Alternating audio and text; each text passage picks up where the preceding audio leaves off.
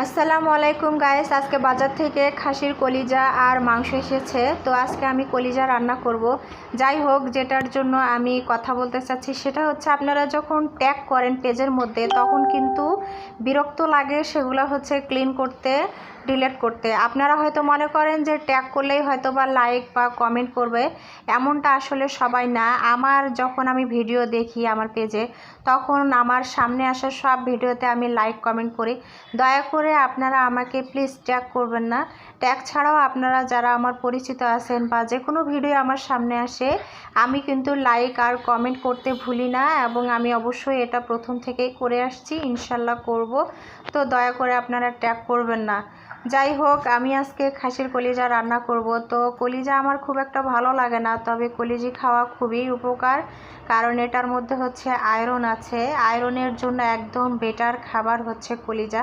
তো আপনারা যারা কলিজা খেতে পছন্দ করেন বা খান, আমি বলবো আয়রনের জন্যও আরও বেশি করে খাবেন।